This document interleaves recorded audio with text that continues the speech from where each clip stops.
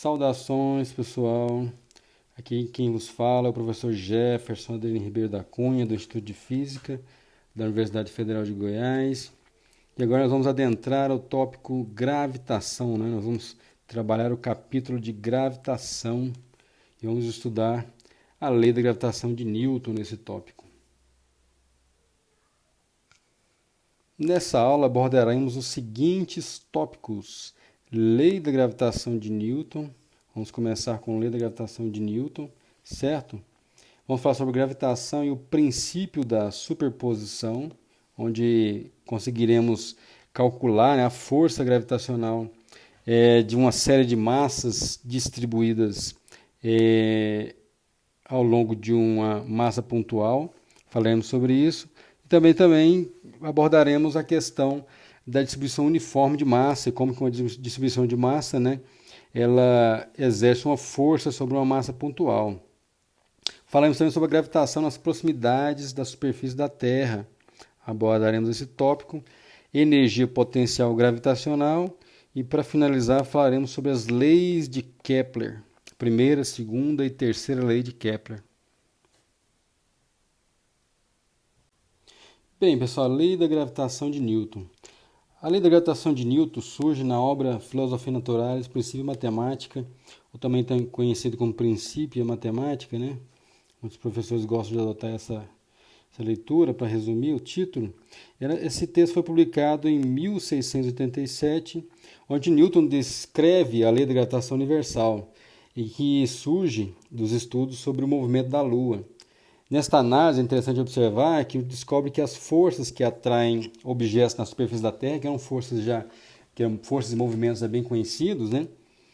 Na verdade são de mesma natureza da força que a Terra exerce sobre a Lua, mantendo a sua órbita em torno da Terra, que são as chamadas forças gravitacionais. Então a força de um objeto caindo na superfície da Terra, como observado por Newton, tem a mesma natureza que a força gravitacional, né? A gente chama de gravitacional, já entendendo a lei da gravitação de Newton, da mesma natureza que a força com que a Terra exerce sobre a Lua, mantendo a Lua em sua órbita, né? Então essa é a grande, digamos assim, percepção que o Newton tira e é publicado em sua obra de 1687. Bem, numa perspectiva contemporânea, a gente observa que a lei da gravitação de Newton surge nessa situação que eu estou descrevendo agora. Então você imagina, a gente tem um corpo com massa m1 e um outro corpo com massa m2. Esses dois corpos, eles exercem uma força mútua F, então o m1 exerce uma força F sobre o m2 e o m2 exerce uma força F sobre o m1. Esses dois corpos estão separados por uma distância r. Tudo bem? Separado uma distância r no espaço. Ok? Segundo a lei da gravitação de Newton, a lei da gravitação universal, essa força, o módulo dela pode ser escrito da seguinte forma. É uma constante g, m1 vezes m2, dividido por r ao quadrado. Então essa é para a gente, numa leitura contemporânea, uma escrita acreditada a Laplace, essa é a lei da gravitação de Newton. E esse G é chamado de constante gravitacional, que surge do experimento de Henry Cavendish em 1797. Então, no trabalho de Newton não existe tanto esse formato, né? F igual a Gzão M1 M2 sobre R ao quadrado, não existe esse formato, e também a constante Gzão foi apenas descoberta posteriormente, em 1798, no experimento de balança de torção de Cavendish. Então, nessa notação mais contemporânea, o Gzão vale 6,67 10 a menos 11. Newton, olha bem a unidade aí, ó. Newton, porque, né, a gente pega desse lado esquerdo, vale Newton. Aqui vai aparecer quilograma ao quadrado e aqui aparece metro ao quadrado. Então, o metro ao quadrado passa multiplicando o Newton, né, que tem Newton aqui, e o quilograma passa dividindo, e fica então a constante gravitacional Gzão nessas unidades que eu acabei de citar, né, Newton vezes metro ao quadrado dividido por quilograma ao quadrado. Então, esse é o formato da lei da gravitação universal, ou lei da gravitação de Newton, né? Como preferem outros. Então esse é o formato que a gente vai trabalhar durante o nosso curso de gravitação. Gravitação e o princípio da superposição. Então imagine a seguinte situação. Eu tenho aqui, então, uma massa 1, né? Massa M1. A gente vai chamar ela apenas de massa 1, então ela tem uma massa M1. E posteriormente, próxima a ela, a gente tem uma massa M2, então a massa M3, certo? A massa M4, né? 3 pontinhos, 1, 2, 3 pontinhos, até a massa N. Então, o que ocorre? A gente sabe pela lei da gravitação de Newton que, né, se a gente considerar como naquele desenho anterior, né, 1 com 2, a gente sabe escrever a lei da gravitação de Newton, a gente sabe escrever a força F com que essa massa 1, né, puxa a massa 2. Então, a massa 1 ela vai exercer uma força sobre a 2, que é justamente Gzão M1, M2 sobre a distância dessas massas ao quadrado. Não está desenhado aqui, porque se fosse desenhar as distâncias ia ficar bem rebuscado o nosso desenho, mas existem, né, distâncias aqui, ó, ao longo da linha reta que liga essas duas massas. Lembrando que essas massas são pontuais, né, são pontinhos assim, ó, são pontinhos no espaço. A gente desenha uma bola justamente para facilitar o nosso entendimento, mas apenas para ilustrar que essas massas estão em um ponto no espaço. Então, aqui eu ilustrei, né, razoavelmente bem aqui. Esse aqui é a força F1 sobre F1, 2, que é a força com que a massa 2 exerce sobre a 1. F1, 3 é a força com que a 3, né, puxa a massa 1. F1, 4 é a força com que a massa 4 puxa a massa 1, e assim vai até a F1N, que é a força com que a enésima massa puxa a massa 1. Então todas essas forças estão descritas aí, imaginando que essas forças estão ao longo dessa linha reta que liga as duas massas, né? Os conjuntos de pares, né? 1 com 2, 1 com 3, 1 com 4, até 1 com N. Então a gente pode fazer uma brincadeira que é fazer o seguinte: eu quero saber qual que é a força resultante. A força 1 é devida a todas as massas. E para isso eu vou somando. Eu vou somando, eu pego a força devido a 2 em 1, tudo bem? Depois eu pego a força devido a 1 em 3 e vou somando, né? Vou somando devido a 4 em 1 mais 3 pontinhos, mais a força em 1 devido a N, devido à enésima massa. Então isso a gente pode resumir num somatório, né? I de 1 até N. No caso a gente vai somar I de 2, né? Corrigindo aí, I de 2 até N, certo? Então aqui a gente tem que corrigir 1 de 2 até N, ó. Porque o nosso somatório começa em 2, né? Não começa em 1, porque 1 já está sendo contado. Então o I começa em 2, então é 2, depois 3, depois 4, até N. Então a gente começa em 2 e soma até a enésima massa. Fazendo isso, então a gente tem um somatório dessas interações, né? Que vai compor quem? Vai compor a força total, que eu estou chamando de 1, a força total, a força resultante sobre a massa 1. Então, esse aí, o que nós estamos fazendo, no final das contas, é aplicar o princípio da superposição das forças sobre a massa 1. Caminhando um pouquinho com nossas contas, então a gente pode, em módulo, só para poder escrever, não preocupando com a notação vetorial, em módulo a gente pode escrever o seguinte: a força F1, sem pensar com a notação vetorial, só para facilitar as nossas contas, a força F1 devido a todas, agora eu estou escrevendo assim, ó, força F1 devido a todas as N massas, né? Então, 2 até N, pensando em todas as massas, então eu vou poder escrever da seguinte forma: Gzão M1 somatório de 2 até 1, tudo bem? A gente vai somar, né? De 2 até 1 aqui, ó. A gente soma de 2 até N, perdão, né? Soma de 2 até N. de todas as contribuições aí das nossas massas, né? Multiplicando também, né, obviamente, né, ali MI sobre RI quadrado. Lembrando que o nosso somatório vai de 2 até N. Então, é uma maneira sintética que a gente pode encontrar de escrever, né, usando o princípio da superposição, escrever todas as forças que a massa 1 está sendo submetida devido às N outras massas, né? Então tem a massa 2, 3 até N, a gente pode resumir dessa forma, né? Então é Gzão M1 vezes, né? Somatório de MI indo de 2 até N, de todas as massas N, né? A partir de 2, atraindo a massa 1. Caminhando um pouquinho com a nossa análise, a gente pode fazer uma jogada que é o seguinte. Se a gente tiver, no caso de uma distribuição contínua de massa, então imagina que em vez de a gente ter uma massa, uma distribuição discreta, a gente tem um contínuo de massa. O que seria um contínuo de massa, pessoal? O que é um contínuo de massa? Exatamente isso aqui, ó. Imagina que eu tenha, né, em vez de massas pontuais, várias massinhas, né? Várias massas, eu tenho uma distribuição contínua. Uma batata, né? Uma batatona disforme, né? Uma distribuição contínua, um corpo qualquer, onde a massa está distribuída continuamente, né? Então não é uma massa pontual mais, né?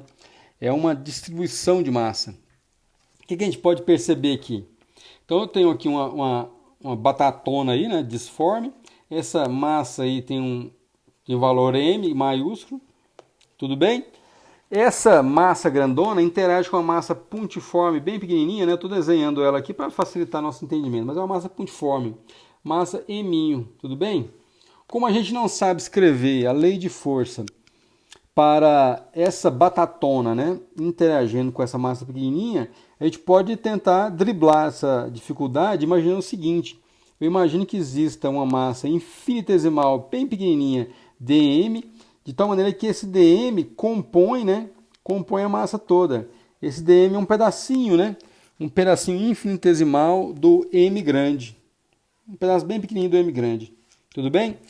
Esse dm, por sua vez, está separado, olha aí, ó, está separado por uma distância r do mzinho. E esse dm exerce uma força sobre o m de módulo df.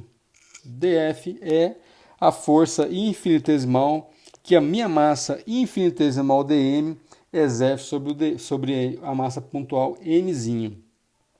Caminhando um pouco a minha análise, o df eu posso escrever assim, ó, seguindo o receituário da lei da gravitação de Newton. Então o df vai ser, olha lá, df então é gzão, mzinho, qual que é a massa que compõe o corpo? dm, tudo bem? Uma massa diferencial m. Eu mantive aqui o m maiúsculo para caracterizar o corpo de massa m maiúsculo. Qual que é a separação das massas? Rzinho ao quadrado. Separação de quem? Separação do dm com o mzinho. Tudo bem? Então essa é a lei da gravitação de Newton para uma distribuição contínua de massa. Então fazendo essa continha aí já ficou o seguinte. O df, integrando os dois lados, vou ficar com o integral df, gzão, m dm sobre r ao quadrado. Então essa integral de df aqui, ó, vai ser minha força total. Então, se eu somar, né, somando todas as contribuições dos DFs, então imagina aqui que eu tenha esse mzinho aqui contribui com DF, um outro mzinho para cá contribui com outro DF, e assim vai, né? Então, existem vários DMs aqui bem pequenininhos contribuindo com esses valores aí de DF, de força DF. Então, se a gente somar, integrando todos esses valores, todas essas grandezas infinitesimais, né, se a gente integrar isso aí ao longo do corpo, né, ao longo dessa massa emão, a gente vai encontrar a força líquida que está aqui, ó, força líquida F maiúsculo. Tudo bem? Então, integrando os dois lados, do lado direito, então a gente tem outra integral aqui para resolver, né, integrando também. O Gzão sai para fora da integral, o Eminho também pode sair para fora da integral. Por quê? Porque são quantidades que não variam na integral quando eu somo ao longo dessa distribuição. Fazer essa continha, então, a gente pode ficar com o seguinte. A força será, então, Gzão, Eminho, integral de Dmão sobre Rzinho ao quadrado. Tudo bem? Então, sempre que nós tivermos uma distribuição contínua de massa, nós vamos usar esse receituário aqui para resolver o problema. Então, vamos imaginar, tem um disco. Qual a força que um disco exerce sobre uma massa pontiforme Eminho? A força do disco todo, a gente não pode usar a lei da gravitação de Newton como nesse formato aqui, né? A gente não sabe como é que escreve isso. Então, mas a gente pode driblar a situação imaginando que exista um infinitésimo de massa, esse infinitésimo de massa interage com a massa pequenininha, e aí sim eu posso escrever a lei da gravitação de Newton, integrar e encontrar a força líquida para essa situação. Então, cada distribuição tem a sua característica. Vamos olhar agora como é que são essas distribuições de massa. Bem, pessoal, como primeiro exemplo do cálculo da força gravitacional de distribuição de massa, gostaria de apresentar para vocês esse probleminha, né? O que a gente tem aqui? Nós temos um aro, certo? Um anel, um pneu de uma bicicleta pode ser, né? Então, um anel aqui. Esse anel tem uma massa M maiúsculo, tudo bem? E aqui a gente tem uma massa Mzinho, certo? A gente poderia imaginar várias possibilidades aqui de escrever a força gravitacional desse anel, certo? Desse anel, exercendo uma força F sobre essa massa M. Existem várias possibilidades de você imaginar como escrever, né? Sei lá, você pode pensar Emão, vezes Eminho, Gzão multiplicando tudo isso aí, dividido pela separação do centro aí, B, né? Pode pensar assim, né? Você pode pensar várias possibilidades, né? Ah, sei lá, é o raio médio aqui, né? Você pode pensar que é o raio médio porque a massa Emão não está no centro, né? É a posição média, né? Então você pega aqui o R, faz uma média do R, não sei, pode ser várias possibilidades, mas nenhuma dessas é a possibilidade mais adequada para esse tipo de problema. Aqui a gente vai ter, né, a gente vai ter que trabalhar uma metodologia de distribuição de massa. Imaginem vocês que essas massas que eu estou circulando aí agora são massas infinitesimais que compõem, né, fazem parte da massa Emão que está distribuída ao longo desse anel. Tudo bem? Então essas massas que eu localizei aí são as massas em cada extremo, né? No extremo superior, no extremo inferior. Então são massas de Emão, uma diferencial da massa Emão, né? Só para dizer que é a diferencial da massa grande Emão. E essas massas nesses extremos interagem, né, nessa linha reta aqui, ó. Interagem nessa linha com a massa Eminho. Então, para cada par desses de interação, da diferencial de Emão com Eminho e de Emão de cima com Eminho, né? Todos os de Emão de baixo, de Emão de cima, interagindo com a massa Eminho, todos esses aí eu vou poder escrever, para todos esses pares eu vou poder escrever aquela lei de força que é a lei da gravitação universal. Certo? Mas aí a gente tem que analisar algumas coisas interessantes. Olha só, eu já desenhei a massa, né? Os dm's da vida, tanto o inferior quanto o superior. Aí eu tenho algumas coisas interessantes para observar, né? O raio aqui, ó, o raio do anel é A. O raio do anel é A. A distância, né, do centro do anel até a massa é B. Podia ser qualquer coisa, né? C, D, A, tanto faz. Então o raio é A, eu chamei de A e essa distância aqui é B. As primeiras letras do alfabeto, A, B. Tudo bem. Fazendo isso, a gente percebe que, né, a gente pode desenhar um triângulo retângulo aqui, ó. Aquela massa lá em cima de Emão, tudo bem? Com o raio e a distância, né, do centro até a massa Eminho. Perfeito? E aí eu percebo que isso aí, ó, dá a raiz, essa distância de Emão até Eminho, da raiz de A quadrado mais B quadrado, né? Tudo bem? É a hipotenusa desse triângulo retângulo aí. Agora surgem algumas coisas curiosas aí, umas coisas muito interessantes. O de Emão exerce uma força sobre essa massinha aqui, olha lá, ó, que a gente chama de DF. Tudo bem? df, esse primeiro que eu desenhei, df para baixo, né, da massa de mão de baixo. E aí, olha só que coisa curiosa. Esse df, se a gente projeta ele na horizontal, ele vai ser, segundo esse ângulo θ aqui, ele vai ser um df cosseno de θ. E se a gente projeta ele na vertical, aparece aqui, ó, o df seno de θ. E o curioso é que, para a massa de cima, então a gente tem um df seno de θ puxando para cima, e um df devido à massa de baixo, df seno de θ para baixo. De tal maneira que essas componentes df seno, vocês vão observar aí que elas estão diametralmente opostas, elas se cancelam. Por isso que eu desenhei dessa forma, né? Essas componentes df seno se cancelando. Essa aqui é devido a essa massa e essa outra devido a essa outra massinha aqui. Elas se cancelam porque essas componentes puxam, né, a massa verticalmente em direções opostas, em sentidos opostos, perdão. Então, uma puxa para cima, outra puxa para baixo, elas se cancelam. De tal maneira que só vai sobrar as componentes horizontais, tanto do dm de baixo quanto do dm de cima. Tudo bem? Certo? E olha só, então a gente pode somar, né, o df, por exemplo, a gente pode escrever o df geral, né, df devido ao o df devido à parte de baixo e à parte de cima. O df, a gente pode ver que ele tem duas componentes, né? Um df seno e um df cosseno. Como a gente já havia comentado, a parte perpendicular se cancela, não vai ter. Vai sobrar apenas a parte df cosseno, que é a parte, né, paralela ali, ó, ao nosso plano do anel, né? Então, eu estou chamando de paralelo ao plano do anel. Isso é uma notação para distinguir as coisas. Então, o que a gente vai fazer? Nós vamos somar esse df, vamos somar o df apenas para as componentes df cosseno, porque nós já vimos que as componentes df seno, elas vão se cancelar.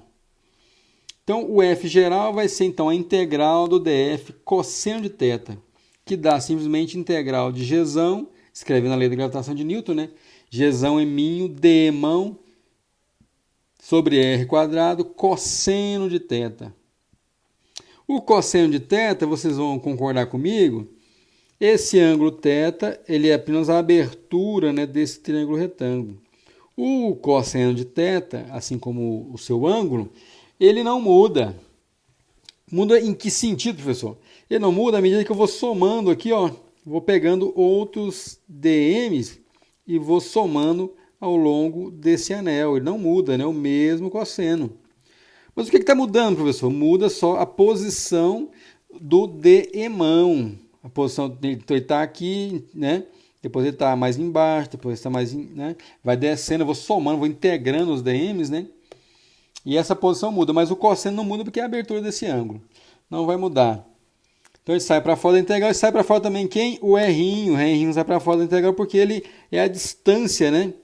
Ao longo dessa hipotenusa, essa distância, a gente percebe que se a gente rodar nesse anel, essa distância ela não muda, né? Ela é sempre a mesma, o mesmo valor R. Ela só muda a sua posição, né? A magnitude do R não vai mudar. Sai para fora também, assim como a constante Gzão e a massa é μ. Fica só a integral do quê? Integral do dm. Mas qual é a integral do dm? Quando a gente soma todos os dm's, o que a gente encontra? A integral do dm é simplesmente o m maiúsculo. Ao somar aqui, ó, né, os dm's, integral de dm, dá simplesmente emão, né? Então, o resultado que a gente obtém é Gzão em μ emão, né? E aí eu escrevo lá, ó, quem é o cosseno, né? Cosseno é b sobre raiz de a quadrado mais b quadrado. Né? Então aqui, ó, cateto adjacente sobre a hipotenusa daquele triângulo. Quem é o cateto adjacente é o b. A hipotenusa, raiz de a quadrado mais b quadrado. Ponho ali, né? Então a gente vai ficar com uns... E aí aparece aqui, ó, o r quadrado. Quem é o r quadrado? O r, simplesmente r é raiz de a quadrado mais b quadrado. Mas se ele tiver ao quadrado, a raiz, né, some, né? Então fica só a quadrado mais b quadrado. Então fazendo aqui a soma de bases, né, com expoentes bases iguais com expoente diferente. Então aqui a gente tem meio, né? E esse aqui contribui com 2 sobre 2, que é 1. Então meio com 2 sobre 2 dá 3 sobre 2. Certo? Então essa é a conta que a gente tem que fazer aqui no denominador. Então fica a quadrado mais b quadrado elevado a 3 sobre 2. Esse é o resultado final do cálculo da força devida a esse anel sobre a massa em μ. Então aí fica então Gzão, eminho, emão, B, o Bzinho ali, ó, sobre A quadrado mais B quadrado. Professor, como é que a gente sabe? Então, essa é a força, vamos escrever direitinho aqui, ó, é a força gravitacional, certo? Força gravitacional, tudo bem? De um anel de massa emão sobre uma massa eminho, né? Então é sobre não sobre um anel, né? Sobre uma massa eminho, não tem anel aqui, sobre uma massa eminho. Perfeito? Então esse é o resultado da força de um anel sobre uma massa eminho. Aí a gente pode fazer algumas observações, a gente pode fazer algumas observações curiosas. Porque assim, a gente encontrou a expressão, né? Encontramos a expressão, tudo bem, mas a expressão por si só, ela tem um significado quando você analisa ela. A gente pode fazer algumas análises aí para ver se o nosso resultado, principalmente nessa análise importante, principalmente ver se o nosso resultado faz sentido, né? A primeira coisa a observar é a dimensão da nossa análise, né? Do nosso resultado, perdão. Então aqui fica que massa com massa dá quilograma ao quadrado, tudo bem, né? Porque a força tem que ter dimensão de quilograma ao quadrado para cancelar com as dimensões aqui do G para dar Newton. E aí esse B tem dimensão de metro, aqui embaixo aparece o quê? Aparece metro elevado ao cubo, né? Cancela, cancela, vai dar metro ao quadrado. Então, em termos de dimensão, né, de unidades, a coisa tá razoável. Mas a gente pode avançar um pouco mais nas nossas análises. Por exemplo, uma análise que a gente pode fazer é se o B for zero. O que quer dizer o B sendo zero, professor? B sendo zero quer dizer que você pega a massa em μ e coloca aqui dentro do anel. A massa em μ agora faz, né, está no centro do anel. O que é que vai acontecer se essa massa em μ tiver dentro do anel? O que é de se esperar? É de se esperar que todas essas massas dm, né, ao longo do anel vão puxar essa massa para, né, na sua direção, de tal maneira que todas essas forças puxando a massinha, imagina a massinha aqui, né, uma puxa para cá, outra puxa para cá, outra puxa para cá, outra puxa para cá. Então é de se esperar o quê? Que essas forças todas se cancelem. Então não é muito difícil a gente observar que f de b igual a zero, como está na expressão, dá o quê? Dá zero, dá nulo esse valor aí. Não tem muito o que fazer, né? Então a massa m no centro do anel.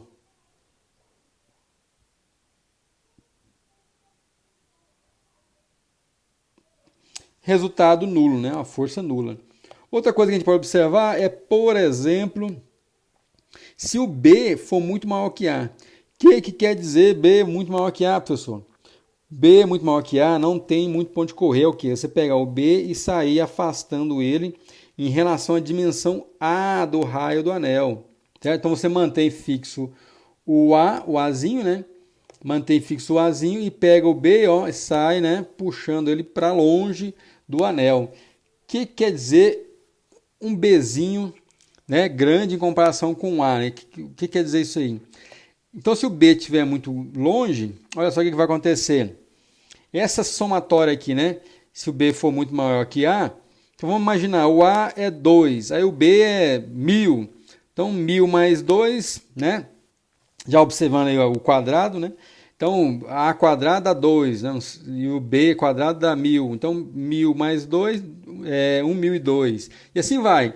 Mas aí a gente percebe que se o B for muito maior que o A, então essa soma de B ao quadrado mais A ao quadrado não tem muito ponto de correr, vai dar simplesmente o próprio B. Então, quando o B é muito maior que A, sobra só ali no denominador o B mesmo, né? Então fica B ao cubo, e esse resultado dá 1 sobre B quadrado. Então a força Gravitacional, quando o B é muito maior que o A, dá simplesmente, olha lá, Gzão emin emão sobre B quadrado, que é o que a gente, né, poderia esperar. É isso que tem que acontecer, né? Quando essas forças são, quando o B é muito maior que o A, é isso que vai acontecer, né? Você tem as duas forças, perdão, as duas massas, né? O emin aqui, o emão, perdão, e o eminho, eminho. Esse B é muito grande. Então, o eminho ele vai enxergar o anel, ele não vai ver o anel, as suas dimensões, né? Eu estou falando enxergar em termos, né, de linguagem figurada. A gente uma massa não vê a outra, né? Só para a gente entender, abstrair essa situação. Então, se fosse você, né? Se fosse você montado em cima da massa eminho, você olha para o anel está muito longe, o anel está bem distante. Você vê o quê? Você não vai ver anel, você não consegue ver as dimensões. No máximo você vê um ponto, né? Um pontinho aqui. E como é que é a expressão da força gravitacional para uma massa num ponto, a massa no outro? É exatamente essa expressão, Gzão emin emão sobre B quadrado. Esse é o resultado que a gente obtém. Certo? Então a nossa expressão final aqui, ela dá certo, ela obedece, né, esses limites que a gente pode investigar, né? A gente vai torcendo essa expressão aí, vai vasculhando as possibilidades e ver que isso realmente funciona. Quais são as outras possibilidades de se trabalhar a lei da gravitação de Newton para distribuições de massa? Eu poderia ter, por exemplo, um disco, né, uma pizza zona, né? Uma pizza aqui, ó, tem uma pizza. Essa pizza tem uma massa, né? Uma massa M grande, tudo bem? E essa pizza ela interage aqui com a massa pontiforme eminho e a distância de novo, a distância Bzinha, só para manter um determinado padrão e o raio da pizza é Azinho. Então aí a gente tem, né, uma pizza zona, não é mais um anel, né? Interagindo com a massinha. Então a gente pode ter esse tipo de problema, a gente pode ter essa situação aí para calcular a força gravitacional. Outra possibilidade, número 2, a gente pode ter uma barra, olha só, uma barra bem comprida, né, fininha, bem fininha, de novo de massa emão. E aí eu tenho uma massa pequenininho eminho aqui, ó, separada dessa barra por uma distância B. Então, mantendo o padrão aí, ó, o tamanho da barra é A, certo? E a distância de separação da barra e a massa pequenininha é B. A gente pode tentar de novo, né? Qual que é a expressão de força, né? Nesse caso aqui, será que dá o mesmo resultado do disco? Será que dá o mesmo resultado do anel? A gente vai ver que os resultados são bem distintos, né? Então vamos ver que os resultados são bem distintos para essas outras exibições. E aqui agora, o que a gente tem aqui, professor? Eu tenho um semi-anel, né? Um semicírculo aí. E agora eu coloquei a massa pequenininha, eminho, no centro do anel. No centro do anel. Então agora o anel também ele não está em um plano perpendicular ao papel, né? O papel que a gente está enxergando, né? Esse anel agora está no plano do papel. E aí eu percebo que esse semicírculo aqui interage agora com a massa eminho, né?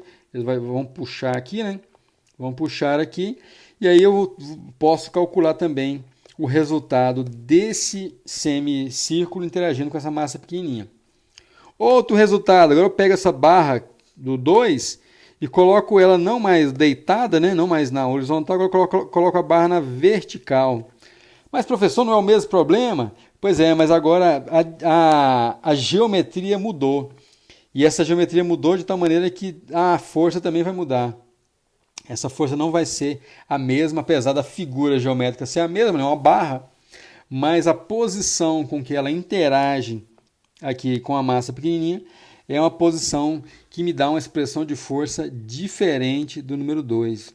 Esses problemas todos são muito importantes nessa perspectiva do cálculo de força, que também vão ser problemas muito corriqueiros quando estiver lidando com outro tipo de lei de força semelhante a essa, como por exemplo a força elétrica de Coulomb, né? Uma força coulombiana da mesma forma. E posteriormente, quando a gente estiver calculando o potencial elétrico de distribuições de carga, vão aparecer integrais semelhantes, né? Vão aparecer geometrias semelhantes. Então é importante já nesse momento lidar com essas distribuições de massa, porque essa ideia das distribuições vão voltar a ser trabalhadas em outros tópicos dos cursos de física, né? Posteriormente na eletricidade e magnetismo. Bem, pessoal, gravitação nas proximidades da superfície da Terra. Então a gente pode imaginar uma situação que é o seguinte, né? Eu quero entender como é que fica a gravidade na superfície da Terra e em posições superiores à superfície. Então, se a gente supor que a Terra seja uma esfera perfeita, a gente tem um modelo interessante que é esse aqui, ó. Então, o que está acontecendo aqui? Eu tenho a Terra, né, uma bola, né, apenas um desenho de uma bola, nada mais. Então, aqui eu tenho o raio da Terra, né, raio médio da Terra, RT, tabelado. Se você digitar no Google, você acha com facilidade. A massa da Terra, tudo bem? E aqui eu estou colocando uma massa M, né, uma massa M, distante do centro da Terra, de um valor Rzinho. Aí esse Rzinho pode ser tanto na superfície da Terra, né, ou em posições posteriores, acima da superfície da Terra. E aí a gente vai, né, brincar um pouco com essa situação aí, né, brincar um pouco com essas coisas todas. Então o que está acontecendo? A Terra puxa, né, a Terra exerce uma força sobre essa massinha e ela, né, exerce uma força de maneira que ela puxa aí com esse valor P a massa M.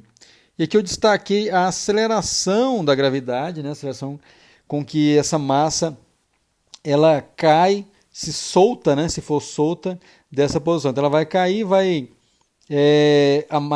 a velocidade vai aumentar segundo essa aceleração AG. Tudo bem? Aí a gente pode fazer equacionar algumas coisinhas interessantes aqui, né? A gente pode fazer algumas coisas curiosas aqui.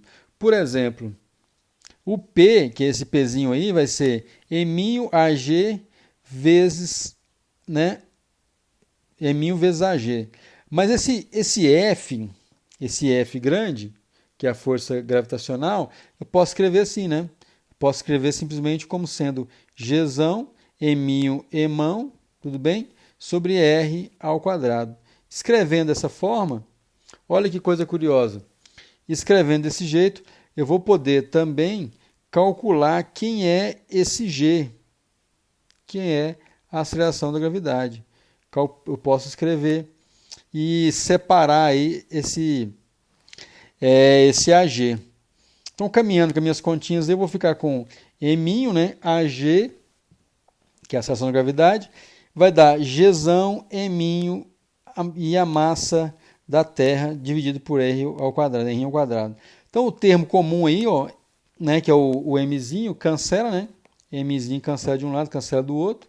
Esses dois aí ficam cancelados. E a gente tem, então, AG igual, né? Esse AG fica simplesmente Gzão, massa da Terra, dividido pelo Rzinho ao quadrado. Pois é, pessoal, como eu comentei com vocês, a gente pode agora analisar essa expressão do AG em termos exatamente aqui, ó, da distância, né, do centro da Terra até a nossa massa M. A gente pode começar, por exemplo, olhando como é que fica a aceleração da gravidade na superfície da Terra, né? Então, na superfície, o que a gente tem, né? Pode começar olhando, lembrando, né, o valor do Gzão, né? Na superfície da Terra, a gente pode escrever o Gzão igual, né, a constante gravitacional 6,67, 10 a menos 11, Newton vezes metro ao quadrado por quilograma ao quadrado, e a massa da Terra 5,98, 10 a 24 quilogramas. Então a massa da Terra 5,98, 10 a 24 kg. O raio da Terra, raio médio, né, lembrando aí, 6,37, 10 elevado a sexta metros. Então, fazendo essa continha, então a continha a gente vai fazer isso aí. Coloca o Gzão, né, põe o Gzão aqui, a valor da massa, e o raio médio da Terra. Simplesmente isso. Vamos ver quanto que a gente vai encontrar do valor de AG, né, do valor da aceleração da gravidade. Então, vou ficar com 6,67, 10 menos 11, 5,98, 10 elevado a 24, tudo bem? Tudo isso dividido pelo raio, né, médio da Terra, que é 6,37, 10 a sexta. Então, fazendo essa continha elevado ao quadrado, fazendo essa continha a gente encontra AG igual a 9,83 metros por segundo ao quadrado. Veja você que é um valor que a gente encontra corriqueiramente nos livros, fazendo simplesmente essa conta com também valores que a gente encontra né, tanto na internet quanto nos livros. E é interessante observar, né, o 9,8, aquele valorzinho que a gente está acostumado a sempre escrever nos nossos problemas de mecânica, por exemplo. E aí a gente pode avançar um pouco mais nessa nossa brincadeira, pegando, por exemplo, no Monte Everest. A gente sobe um pouquinho, né? Vamos subir um pouco. Vamos lá para o Monte Everest. Vamos ver como é que fica a aceleração da gravidade lá. Será que muda muito? É longe, né? O Monte Everest é bem distante do nível do mar. Monte Everest, então, o que acontece? O Gzão não muda, a massa da Terra não muda, o que vai mudar é a distância.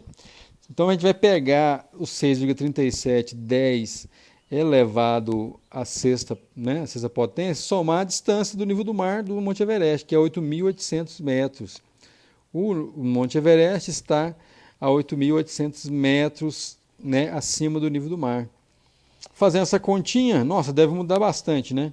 Fazendo lá a gente encontra 9,80. Nossa, professor, mudou muito não, né? Imaginei que no Monte Everest a aceleração da gravidade fosse mudar bastante, né? Que é tão difícil chegar no Monte Everest. É uma posição bem alta em relação ao nível do mar, né? 8.800 metros, mas infelizmente a constante da gravidade não muda tanto assim como esperado. Para a gente mudar um pouco esse valor, a gente tem que ir para a órbita de um ônibus espacial. Então, a órbita de um ônibus espacial, não estou pensando em um ônibus específico, né? Mas estou pensando na distância que é característica da órbita de ônibus espacial. Então, a gente faz a mesma continha aqui, ó, 6,67 10 a menos 11, 5,98 10 a 24 quilogramas, e agora a gente coloca lá o 6,37 10 a sexta, e a gente soma quem? A órbita do ônibus espacial, que é 400 mil metros. Então, nessa órbita aí, ó, sabe que muda um pouco? O AG vai para 8,7 metros por segundo ao quadrado. Veja você que agora sim a gente conseguiu mudar um pouquinho, né? Mudamos um pouco a aceleração da gravidade, fazendo o quê? Indo lá para uma órbita. Então, se você estiver em órbita na Terra, você vai sentir uma aceleração de queda um pouco menor, né? Que comparado à, né, à superfície da Terra. Então, a gente vê que esses valores mudam, mas não mudam tanto assim, né? Então, por que isso, né? No final das contas, você percebe que a diferença grande aí é o quê? É o raio da Terra. O raio da Terra é um valor considerável, né? 6,37 10 a sexta é um valor realmente impressionante. Efeito da rotação da Terra. É outra análise muito bacana de se fazer, pensar assim, tudo bem, já que a altura interfere muito pouco na aceleração gravitacional, será que a rotação da Terra interfere? Imagine você que nós tenhamos uma pessoa, estou desenhando uma bola, mas imagine que seja uma pessoa, né? Ele está em cima de uma balança. E essa balança eu coloquei aqui, né, na superfície terrestre, ó, superfície terrestre. E aí o sujeito sobe na balança e ele olha para a balança e tem uma indicação do seu peso. Então é de se imaginar assim que, né, que talvez a rotação da Terra interfira nessa leitura. Se você estiver aqui na linha do Equador, né, aqui você tem o máximo do ômega, então é de se esperar que essa leitura aí possa ser, né, modificada devido à rotação da Terra, porque a gente sabe que a Terra gira com uma velocidade altíssima, né? Será que isso ocorre, né? Então um pontinho aqui, né, gira com uma velocidade bem elevada. Imagine você, né, um ponto aqui no Equador rodando a 1.700, em torno, né, de 1.700 km por hora, é um valor considerável. Então a gente pode imaginar que a pessoa ficando ali sobre a linha do Equador, ele vai ter uma sensação ali, né, de gravidade reduzida. Então essa leitura da balança pode ser uma leitura atenuada, né? Então A pessoa quer, às vezes está com dificuldade de perder massa corporal, ficar mais leve, então ele pode ir para a linha do Equador, lá roda com uma velocidade altíssima, né? Será que isso faz sentido? Será que isso é razoável? Vamos tentar entender um pouco esse cenário? Então tá aí a nossa Terra, um desenho, né? Um desenho da Terra rodando, tá aqui a balança e vamos olhar como é que fica isso aqui. Se a gente fizer um desenho aqui apenas da balança, sem a rotação, o que está acontecendo? Para a gente fazer esse cálculo de maneira mais razoável, né? Então aqui eu tenho um desenho da balança, o marcador está aqui da balança, o sujeito sobe em cima da balança. E como é que funciona essa medida do seu peso, né? Então a Terra te puxa aqui, né? mg para baixo, força normal para cima devido à reação da balança, e a gente pode equacionar isso aí. Como é que fica essa conta? Então o somatório das forças sobre esse corpo, somatório sobre dessas forças todas aí, em Y tem que dar zero porque você está parado ali, né? Está todo mundo parado, resultante é nula. Então Fn menos mg dá exatamente zero. Então a gente conclui que o Fn, que é a força normal, a força de reação ali da balança, dá o mg, né? Então esse é o resultado que a gente obtém do indivíduo sobre uma balança sem o efeito da rotação da Terra. E a gente pode avançar um pouco mais nisso aí. Então vamos considerar agora, então aqui agora no nosso desenho, o que acontece? A gente tem o sujeito lá, nessa bola preta aqui, eu estou imaginando que é uma pessoa, sobre uma balança. E essa balança, agora a gente está pensando aqui numa situação onde ela gira aqui, né? Ela está girando aqui, certo? Está aqui nesse giro. E existe agora, olha só, uma resultante que é a aceleração centrípeta, né? Então, a somatória das forças aí vai dar a aceleração centrípeta desse objeto. Tudo bem? E aqui está o raio da Terra, né? O raio da Terra está aqui. Então a gente pode equacionar essa nova situação. Então o somatório das forças, né, na vertical, a gente está observando, tem que dar massa vezes a aceleração centrípeta. Então olha só, quem está para cima? Fn está para cima, que é a reação do piso aqui, que é a reação dessa balança, está para cima. Tudo bem? E menos MAG, né? Menos MAG é a aceleração da gravidade com que a Terra puxa ali o corpo para baixo. Tudo bem? Então, isso tudo somando, né? Fazendo esse jogo de somatória aí, dá ali a massa vezes a aceleração centrípeta. Massa vezes a aceleração centrípeta. Para baixo, por quê? Né? Que a gente convencionou aqui que para cima o nosso Y tá positivo e para baixo as forças são negativas. Perfeito? E aí esse Fn, que é a leitura da balança, a gente já sabe ele, né? Já sabe ele lá de outros carnavais, dá o mg. Dá o mg menos MAG. Esse AG aqui é a leitura, perdão, é a interação gravitacional, certo? E então, qual que é a leitura da balança? Esse Gzinho aqui que você vai observar estando em cima da balança, né? Essa indicação de leitura. Então, esse Gzinho, a gente pode isolar ele, fica simplesmente AG menos a aceleração centrípeta, que dá AG menos V ao quadrado sobre R, que é o valor, né, da aceleração centrípeta. Com esse V igual a ômega R, lembra lá, V é ômega R, a gente pode escrever o seguinte, que o Gzinho, que é a leitura que você tem, né, que é a sua impressão, vai dar então AG menos ômega ao quadrado, que eu substituí aqui V igual a ômega R, substituímos, tudo bem? Ômega ao quadrado, R, vezes o ômega que já estava lá. Esse ômega, o ômega quadrado aqui. E aí o ômega, então, a gente pode escrever como 2π sobre T, 2π sobre período. E aí eu fico, então, com ômega R ao quadrado, ômega ao quadrado é RT, perdão.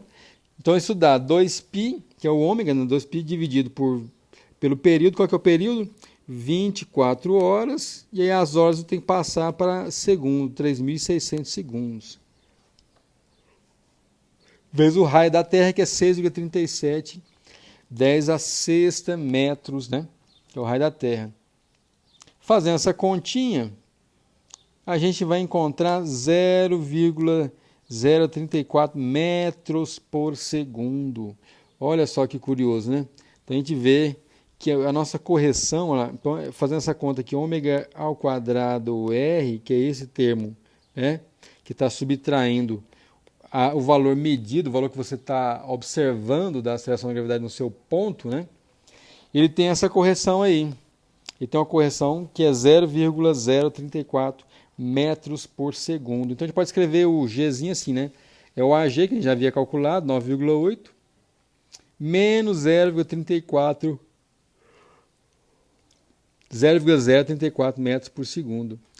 Então, a nossa correção da aceleração da gravidade devido à rotação da Terra não é lá essas coisas. Então, a gente imaginar que, nossa, mas a Terra está girando a 1.700 km por hora, uma velocidade absurda, né? Isso vai atenuar muito a aceleração da gravidade. A gente vê que a correção ela não é lá essas coisas, né? Então, eu nem coloquei a outra casa aqui, 8,3, para ter a correção ali, mas a gente vê que esse valor aí de correção ele não é um valor tão considerável assim.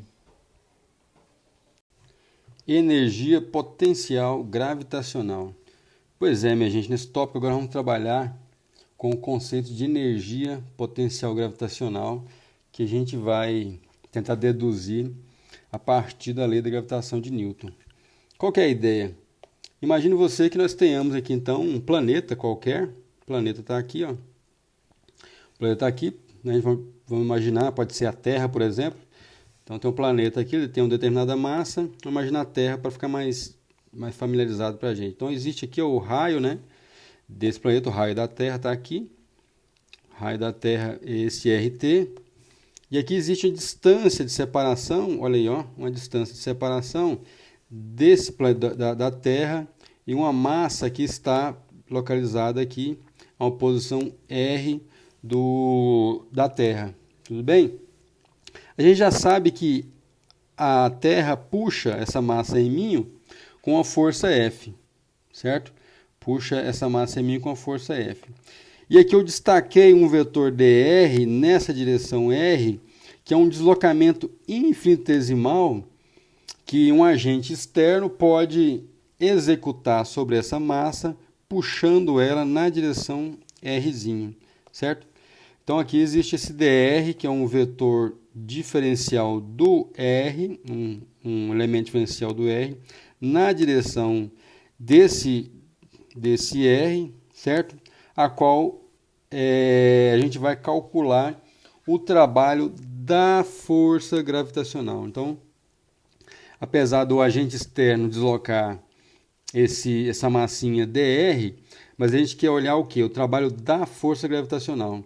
E a partir do trabalho da força gravitacional, deduzir posteriormente a energia potencial gravitacional.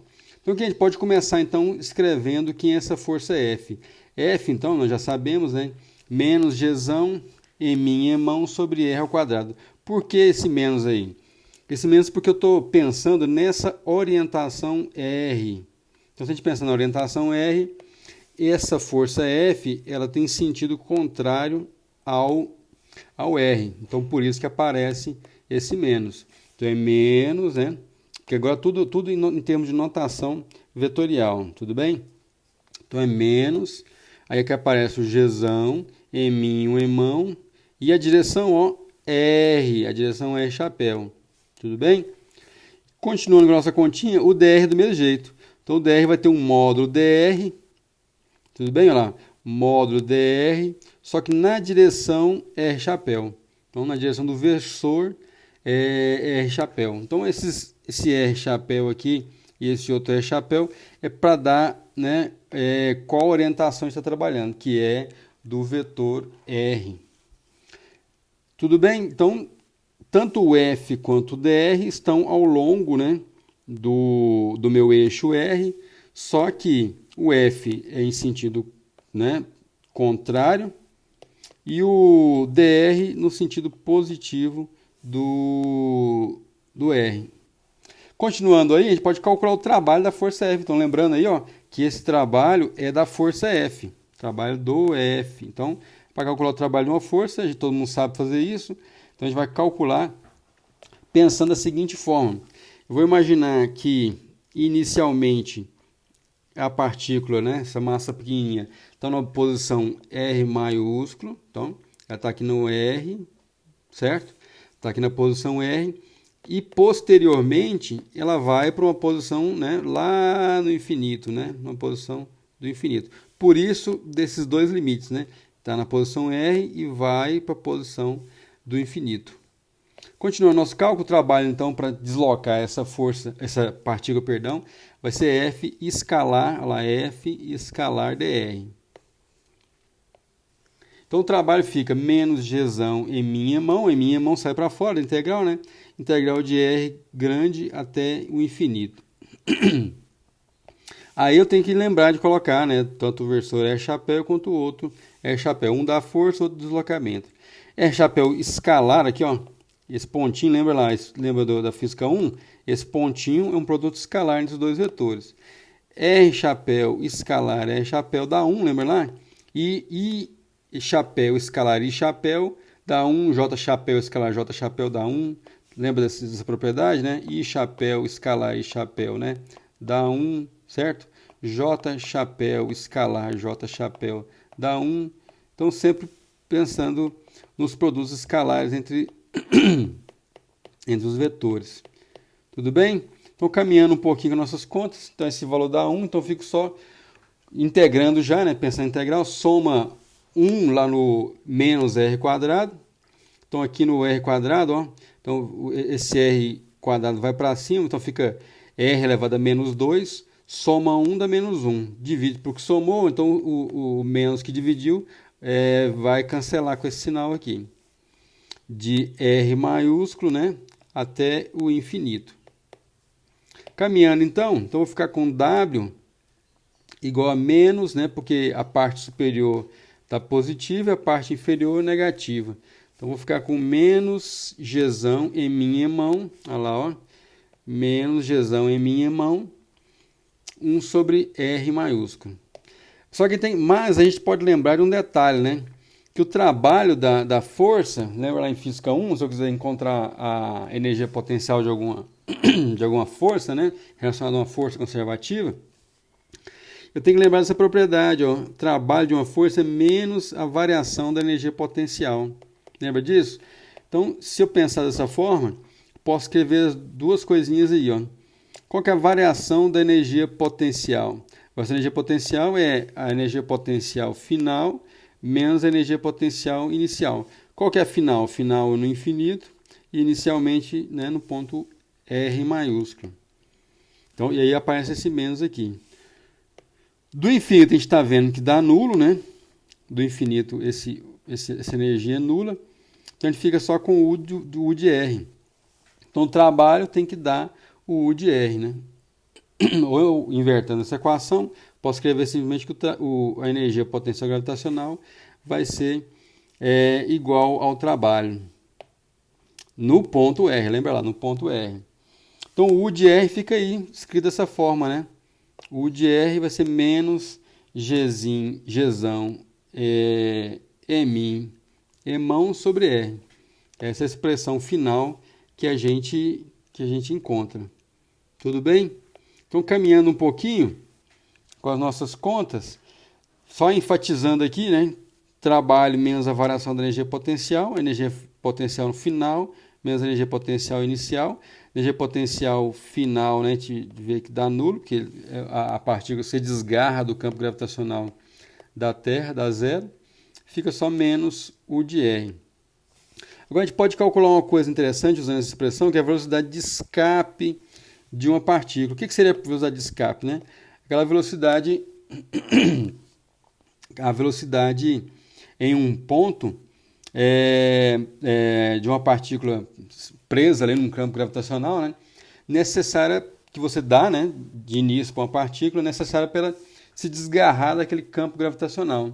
Então essa seria a ideia da velocidade de escape. Então aqui para ilustrar essa ideia da velocidade de escape, você imagina o seguinte, né? Então eu tenho uma partícula aqui presa, não está na superfície, né? Que é apenas o desenho ilustrando a situação. Então tem uma partícula aqui presa ao campo gravitacional, nesse caso aqui da Terra, olha só, campo gravitacional da Terra, raio da Terra está ali, e aí essa partícula que está aqui, ela tem uma velocidade v, que eu chamo de velocidade de escape, que é a velocidade que a gente dá para a partícula necessária para ela ir para uma outra situação, a qual ela não está presa mais ao campo gravitacional. Então ela se desprendeu, né? Então a energia potencial no final é nula. Energia potencial nula no final. Então a gente pode tentar calcular a velocidade de escape nessa situação, né? Qual que seria a velocidade que você dá para a partícula para que ela escape, né? Para que ela, né, se desprenda totalmente do campo gravitacional da Terra. Então a gente pode imaginar o seguinte, né? Inicialmente, né, na situação I, qual que é a energia? Meio de m velocidade de escape ao quadrado menos a energia potencial gravitacional, que é menos gzão em em mão, né? Menos, ó, o menos vem desse sinal aqui, né? Menos lá da energia potencial. Menos gzão em mão sobre R. Tudo bem? É rinho porque eu estou pensando numa situação qualquer aqui, né? Depois a gente coloca o valor correto aí. O valor desse caso, né? E aí, então, no final, o que a gente tem no final? No final não tem nada, né? No final a velocidade é toda consumida e a gente também não tem energia potencial. No final, essa velocidade que você dá para a partícula é simplesmente para se desprender do campo gravitacional. Tudo bem? Então, no final, dá zero energia mecânica da partícula. Certo? Fazendo a continha, então, a gente pode igualar as duas situações. A energia final, onde ela, né, se desprendeu do campo gravitacional, menos a energia inicial. Então, eu vou ficar com meio de mv quadrado menos m eminho, emão, já colocando o valor aqui, ó, do R da Terra, né? Nesse caso, ou qualquer planeta, pode ser também. E aí, a gente pode encontrar quem é o V quadrado. Então, fazendo um pouquinho mais de álgebra aí, as massas se cancelam, percebe aí, ó? As duas massas vão se cancelar. Eu vou ficar com meio de V quadrado, o menos M sobre R vai para o outro lado da igualdade. Faltou o Gzão aqui, ó. Lembre lá, tem um Gzão aqui, eu recupero ele nessa outra equação. Não tem problema nenhum. Então, eu vou ficar com meio de V quadrado igual a Gzão emão sobre R. Então, isolando aqui o V, então eu posso passar o 2 multiplicando, está aqui, passa multiplicando, e tiro a raiz para encontrar o V. Né? Então, eu vou ficar com V igual a raiz de 2 Gzão emão sobre R. Essa, então, é a expressão da velocidade de escape. Lembrando aí que essa velocidade depende do quê? Depende da constante gravitacional, depende da massa, né, do planeta, depende do raio do planeta. Veja você que ela não depende da massa da partícula, né? Isso independe da massa da partícula em questão, depende apenas das características do planeta, que é a sua massa e o seu raio. As leis de Kepler. Bem, agora a gente vai entrar na questão das 3 leis de Kepler. E para começar, nós podemos descrever, né? A gente passa a descrever as leis, né? A gente passa a analisar elas e realmente descrever as 3 leis de Kepler. A primeira é a lei das órbitas. Todos os planetas se movem em órbitas elípticas, com o Sol em um dos focos. Essa é para a gente a lei das órbitas, a primeira lei de Kepler. Então aqui eu tenho um esquema desenhado de como funciona essa lei, né? É uma lei empírica. E então o que está acontecendo? A gente tem uma elipse, como está descrito no enunciado da lei. Aqui a gente tem um planeta no sistema solar, ele está em órbita no torno do Sol, né? Uma órbita elíptica, tudo bem? E aqui está o Sol em um dos focos, né? Então os focos da nossa elipse. Aqui nesse outro foco não tem nada, mas aqui existe o Sol e o nosso planeta, no caso o planeta Terra, né? Orbita o Sol nessa órbita. E aqui eu destaquei algumas coisas interessantes, né? No planeta Terra a gente tem a distância de afélio e a distância de periélio, que são as distâncias onde o planeta Terra está mais afastado, né? Hélio aí de Sol, né? Então, afélio, a distância mais afastada do Sol, e periélio, a distância mais próxima ao Sol. Tudo bem?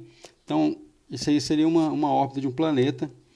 Aí, por exemplo, EA aqui marca justamente a distância desse centro, a qual vai configurar essa órbita elíptica. Então, essa elipse ela vai ser mais excêntrica ou menos excêntrica, ela vai ser mais achatada, né? Ela vai ter mais esse formato de achatamento, dependendo desse valor do E, né? Esse valor da excentricidade da elipse, tem valores entre 0 e 1, né? Entre 0 e 1. Quanto mais próximo de 0, o que vai acontecer? Esse foco colapsa aqui para cá, esse outro foco também vem para cá, e a gente tem apenas uma circunferência, né? Se esse E for 0, uma excentricidade bem pequenininha, esse valor aí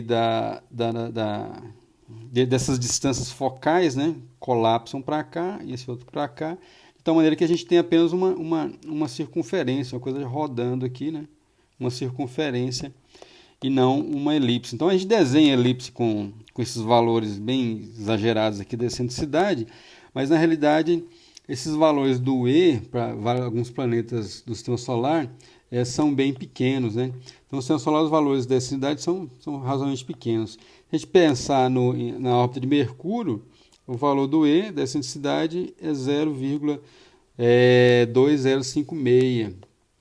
Se a gente pegar, por exemplo, a Terra já tem uma cidade bem pequenininha, né? A gente faz esse desenho aqui da elipse e tal, para entender aqui essa órbita elíptica, mas a excentricidade ela é bem pequena. No caso de Vênus, olha aí, Vênus, né, uma cidade bem baixinha, né? Então, a gente vê que esses valores realmente são muito pequenos, né? A segunda lei de Kepler é a lei das áreas, que todos vocês já conhecem. A reta que liga um planeta ao Sol varre áreas iguais no plano da órbita do planeta em intervalo de tempos iguais. Essa é a chamada lei das órbitas. Aqui eu desenhei um esqueminha legal para a gente entender, né?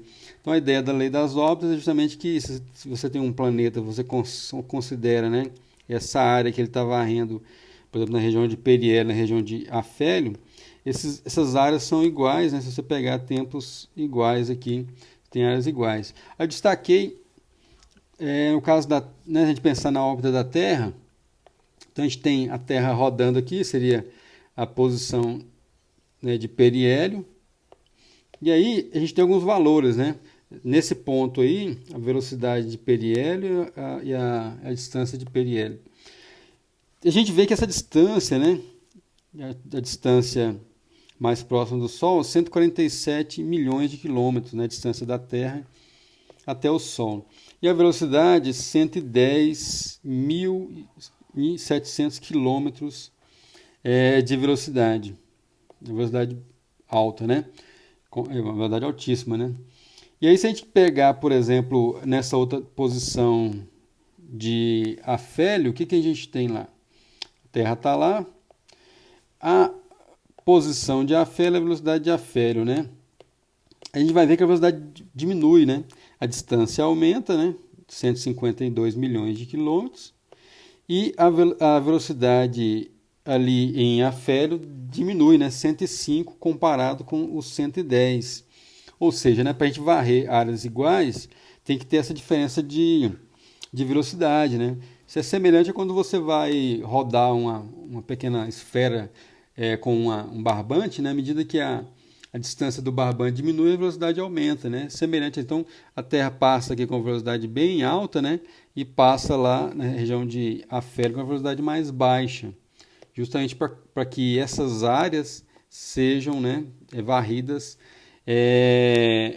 em tempos, né, a mesma área varrida em tempos iguais. E aí a gente tem algumas coisas curiosas, né?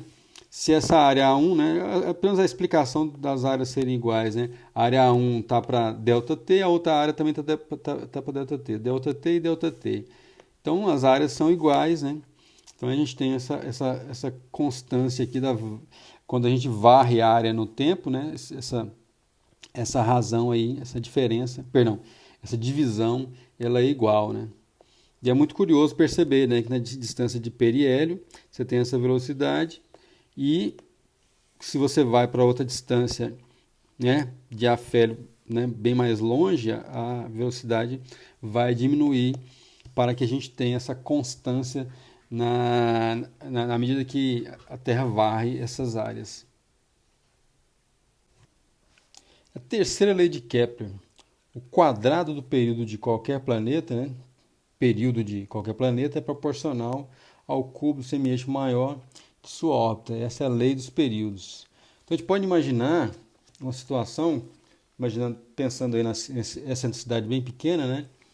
Como no caso do planeta Terra, por exemplo, a gente não vai ter perdas nenhuma nessa análise, nessa aproximação, só para a gente entender como é que fica a relação entre, entre o período e o raio, que é o semieixo maior da órbita do planeta. Então, só para a gente entender como é que fica essa relação entre os dois, a gente pode pensar o seguinte: eu tenho uma órbita aqui, uma excentricidade bem pequena, né, praticamente nula, é uma circunferência. Então, aqui a gente pode observar algumas coisas interessantes. Então, o planeta está orbitando o Sol. Então, está aqui o Sol, nosso planeta orbitando aqui. Emão a massa do Sol, M1 a massa do planeta, do nosso modelo. E aí aqui está a distância, né? Distância de centro a centro, né? Imaginando aí que os dois focos da minha elipse lá estão no centro, né? Colapsaram, né? Se uniram. E aqui está a órbita desse planeta, tudo bem? Tá a órbita do planeta aí. E essa força gravitacional, ela é responsável por, né, gerar essa aceleração centrípeta na direção aqui do nosso planeta. Então eu tenho aqui a força gravitacional. Eu quero escrever a força gravitacional, que é resultante massa vezes aceleração centrípeta. Como é que a gente pode fazer isso? Então o somatório das forças que atuam sobre esse corpo, vamos escrever a segunda lei de Newton, dá a massa vezes a aceleração centrípeta, certo? Eu posso escrever o seguinte, né? Quem é a força? Gzão em mão sobre r quadrado. Essa é a força. E do outro lado tem a aceleração da gravidade, perdão, a aceleração centrípeta, né? Massa vezes aceleração centrípeta. Perfeito? Caminhando um pouquinho com nossas continhas, então eu vou ficar com Gzão emão sobre r quadrado, cancelou aqui, né, as duas massas do planeta. Tudo bem? E aí vou ficar então, o V, a gente vê lá que o V eu posso sempre escrever como ômega R. Ômega R é o V. Sobre o R que já estava lá, né? O R já estava aqui. Esse ômega, né? Olha só, eu posso escrever o ômega em termos de 2π sobre período, lembra? 2π sobre período é o valor do ômega. Tudo bem? Aí a gente pode escrever então o seguinte, colocando esse ômega, né? Colocando esse ômega aqui, lá dentro do parênteses. Então, Gzão, né? Emão sobre R. Tá aí já caminhando com as nossas continhas, dá então o 2π sobre período, que é o ômega, tudo bem? O R já estava lá, ao quadrado, tudo isso 1 sobre R. Então, o R vai ficar ao quadrado, vai cancelar com esse R aqui, certo? Cancelando os dois, os dois não, né? Um dos R's, né? Eu vou ficar só com 4π ao quadrado sobre período ao quadrado, R. Aí eu posso pegar esse R aqui e multiplicar lá, né? Vai ficar já o R ao cubo, que é o semi-eixo maior ao cubo.